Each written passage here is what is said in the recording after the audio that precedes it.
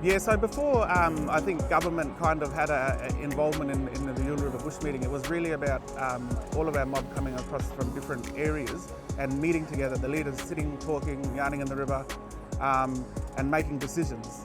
That same principle has been carried forward, but it's the integration of government and what they commit to and how they're involved in it. This year we had over 20 service providers attend and have stalls.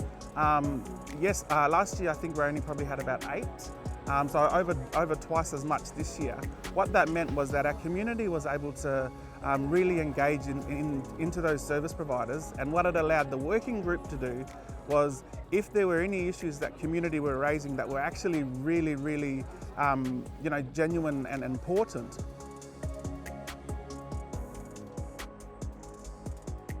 I came here 12 months ago, standing in this exact position, asking for help, and I have not heard from anybody.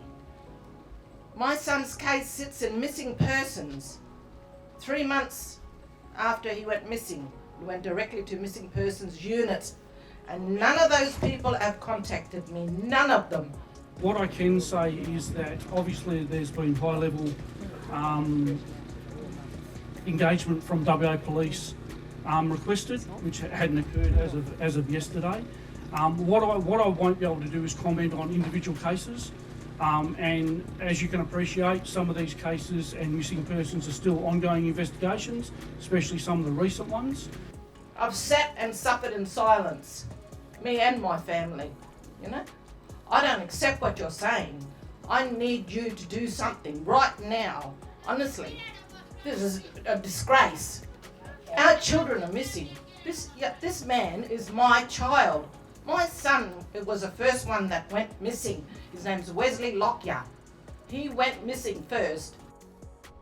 They don't know. Nobody knows. I have spoken to the police and the minister about missing Aboriginal children and young people. I've been to many communities that have asked me to come and visit to talk about the issue. We need our kids to matter, and our kids don't seem to matter.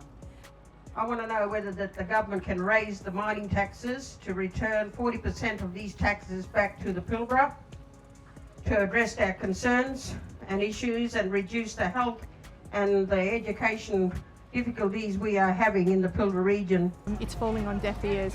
The corporate sector across Australia have a responsibility, and it's not just to draw up a reconciliation action plan, it's actually to invest back into communities, and paying their source of tax in relation to how that provides infrastructure and investment back into communities is the formula that we should be moving forward with.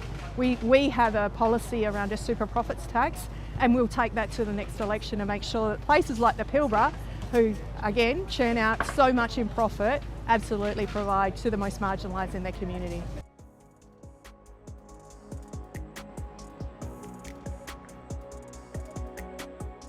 A commitment to reopen.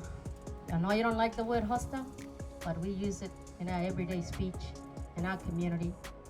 We want to reopen hostels in our community, importantly. If you're not going to reopen a hostel, then give us boot camps, because that's what the community is crying out for. There are a lot of our young Kayaris out there running wild in the streets, and we need to start taking control of our community.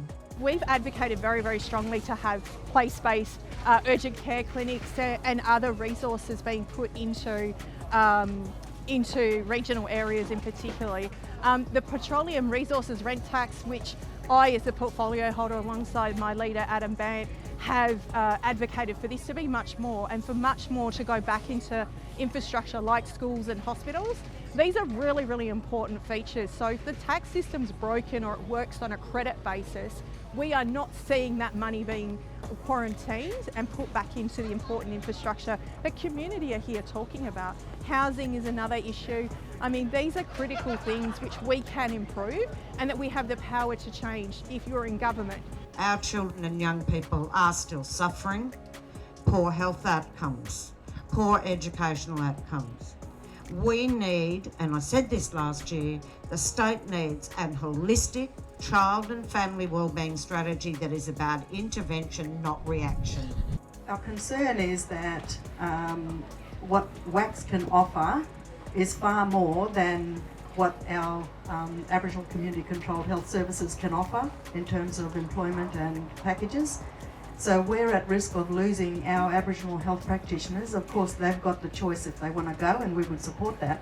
But what would the government do to prevent the government system from robbing the non-government services?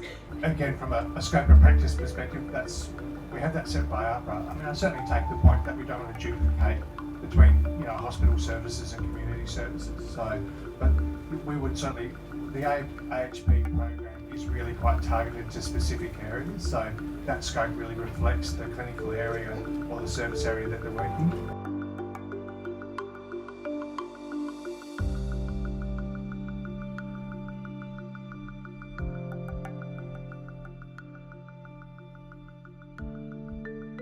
Most of the time when they come into our community, there is no knowledge, there's no understanding of culture and the different languages that they have to deal with, and especially with our community, because we have